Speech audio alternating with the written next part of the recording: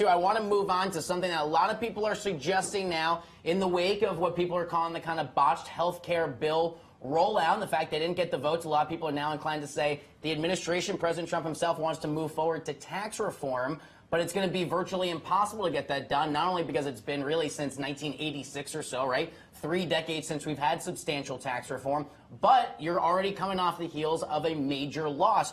Do you agree with that sentiment? I don't know that it's a major loss. It is a major loss. I just don't know how long it dogs this White House. Look, let's talk about some numbers. I found out some interesting data over the weekend. 29 of the 32 Freedom Caucus members outperformed Donald Trump within their districts, okay? Republicans have, I think it's 241 districts, which is a record over the last 100 years. And also, when you dive down deeper, you look at 23 districts who elected Republicans to Congress, but who voted for Hillary Clinton. There is no doubt deep division within the Republican Party, and it has been that way now for 10 years. But when you're out of power in the White House, your sole job is just to say no to everything. You can stop the agenda of Barack Obama, and by stopping that agenda and making the most noise about it, Republicans were able to extend their majorities in the House and actually take back the Senate.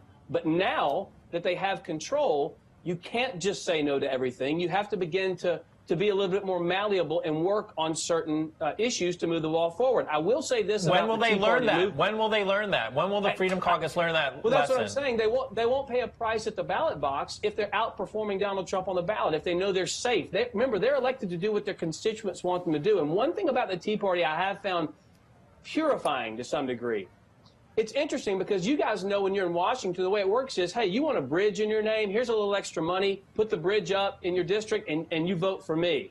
The Tea Party got there and said, we don't want the bridge. And the Boehner says, well, what do you want? Nothing. We don't want any money to be spent. So they can't be moved to vote the way so many on the moderate side of the Republican wing want them to vote, because you can't tantalize them with money because that's not what they want. They want you to stop spending it. So it's been fascinating to watch, but now in the wings of the Republican caucus, which has, again, gone to stop a lot of Trump's, President Obama's radical agenda, now they've got to begin to move their own agenda forward, and that's much more difficult, especially when you have so much of a big majority in the House. A lot of personalities, a lot of factions. It's tough to bring those folks together because you've got a new speaker in Paul Ryan. You got rid of John Boehner. You got a new speaker in Paul Ryan, but it's the same congressional makeup, and it's tough to move those Freedom Caucus members.